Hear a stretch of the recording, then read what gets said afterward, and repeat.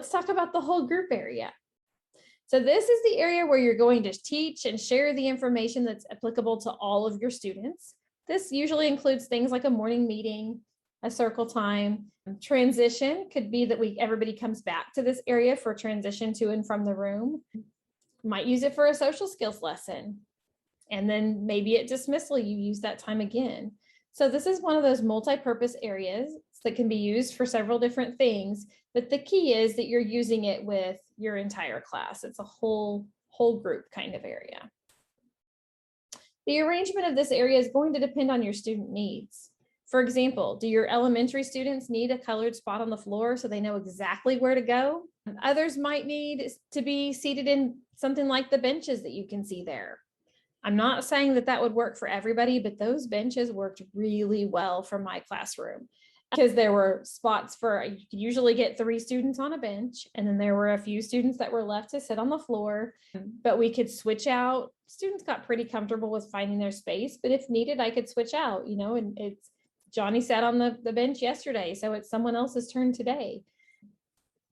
And just having a little more structure to that space, having the benches there also kept students from, like getting off the carpet and laying all over the room. It was more of like confining that space a little bit, and it worked really well.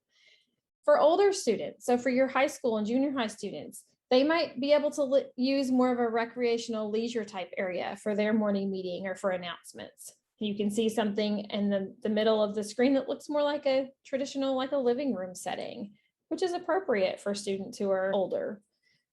And then the one on the bottom right is also more of a secondary whole group area where they sit at a table, kind of like having a meeting, like if they were working in an office, kind of like a meeting of coming together in that sort of a space. They even have office chairs and some different things there. Here are some other examples. Students may need their own tables or seats. Maybe it's due to behavior that you see that would be best dealt with at a table where they have a little bit of their own space, or maybe during COVID, we need to space students out a little more. So that could be another option. I like the little lap desk that the students are using on the top right. That's another option for students. And then just thinking about how to use that whole group area. A lot of teachers use it to bring students there before they need to wash their hands and go to lunch. Everybody comes to the whole group area. They're dismissed a couple at a time, whatever sinks are available, to go wash their hands and line up for lunch from there. Some teachers bring their students there and then they check their schedules and they all kind of disperse from that central area. So you can use that in a variety of ways. Just keep in mind that students may need many opportunities to practice and be reinforced for appropriate behavior at the whole group. It takes some time to get into a routine of the whole group being together and what the appropriate behaviors are, what you're looking for in those areas. But it can be a great place to teach some of those skills, like just learning how to sit, maybe some social skills, giving people a turn to talk, practicing the routines for transition, like I mentioned. Paras can help support and redirect. Often a para sitting behind or standing behind the student can help to prompt them or even provide reinforcement. And then things like morning meeting and announcements should be kept short and to the point. For most students, I would suggest not having any more than a 10-minute morning meeting. And then you can come back throughout the day and repeat that little small chunks of time to get all the information in that you want to get in. But in my opinion, it's much better to bring them back for smaller amounts of time throughout the day than it is to try to do like a 30-minute circle time where you're losing everybody, and it's not very beneficial anyway. So that's just something to think about. Don't forget that if you have paras in the room, they can support the instruction. And often that's a great position for them to be in to help with prompting, to provide students a chance to be successful. All right, so some tips and tricks for whole group area. How do you organize this area?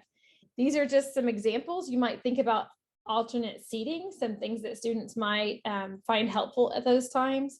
They might need some support, something like a tomato seat or a desk like we talked about.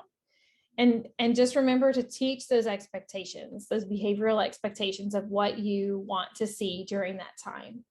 Students may need an individual binder that paces along with the whole group lesson. And you can see a morning work binder here that would kind of follow the flow of a calendar time. So the student can do it on their own in their lap or at their desk, whatever the situation is, while the group continues.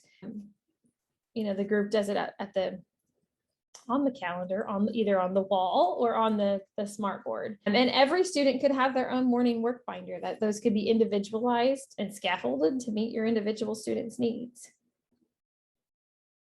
And then just on the top left, keeping in mind that in your secondary classrooms, those times may look a little different, and that's okay. It's probably not going to be on a carpet like it is at elementary, but you're preparing students for life beyond high school. So it's appropriate that it looks a little bit different and maybe more like a workplace kind of setting.